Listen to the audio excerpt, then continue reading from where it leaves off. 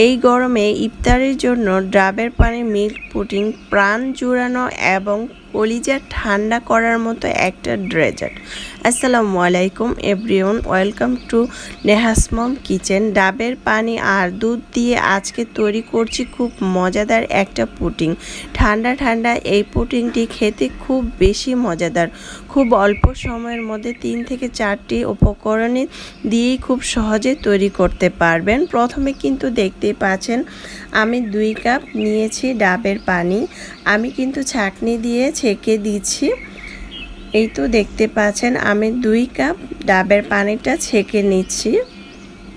অবশ্যই ছেঁকে দিতে হবে, নাহলে অনেক সময় ডাবের পানিতে অনেক ময়লা থাকে, তাই অবশ্যই ছেঁকে দিতে হবে। দিয়ে দিলাম চিনি পরিমাণ মতো। চিনি আমি আধা কাপের মতো দিয়েছি। আর এখানে 1 চামচের মতো দিয়েছি আগার আগার পাউডার। ঠান্ডা থাকা অবস্থায় কিন্তু আগার আগার পাউডারটা মিক্স করতে হবে, না হলে কিন্তু দলা পেকে যাবে। দেখতে পাচ্ছেন আমি হাইকো আগার আগার পাউডারটা নিয়েছি, 1 টেবিল চামচ দিয়েছি। এখন আমি অল্প জাল দিয়ে নিচ্ছি, চুলার আঁচ কমিয়ে দিয়ে এটাকে জাল করে নিচ্ছি।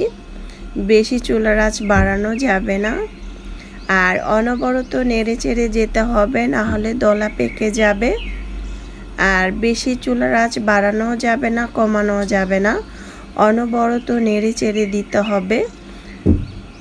এইটা হালকা গরম হয়ে আসলেই কিন্তু এটাকে জমাট বেঁধে যেতে পারে, তাই এটা কিন্তু অনবরত নেড়ে চেড়ে যেতে হবে। দেখতে পাচ্ছেন আমি কিন্তু এটাকে অনবরত নেড়ে চেড়েই দিচ্ছি বারবার। এখন আমি চুলার আঁচ বন্ধ করে দিয়ে আবারও আমি 1 থেকে 2 মিনিটের মতো একটু নেড়ে চেড়ে দিব। দেখতেই পাচ্ছেন আমি কিন্তু অনবরত নেড়ে চেড়েই যাচ্ছি। আমার এটা খুব সুন্দরভাবে কিন্তু হয়ে গিয়েছে। এখন আমি একটি কাঁচের পাত্রের মধ্যে এটাকে ঢেলে দিব। আবারও আমি একটু ছাঁকনি দিয়ে ছেঁকে দিব। দেখতেই পাচ্ছেন ছাঁকনি দিয়ে যখন আমি ছেঁকে দিচ্ছি, খুব সুন্দরভাবে পানির মতো এটা জমাট বেঁধে যাবে। তারপরে চুলায় একটি প্যান বসিয়ে এখানে দুধ নিয়েছি আমি, এখানে প্রায় হাফ লিটারের মতো, মানে হাফ লিটার থেকে একটু বেশি পরিমাণ হবে। আগার আগার পাউডারটা দিয়ে আমি দুধটাকে সুন্দরভাবে জাল করে নিয়েছি।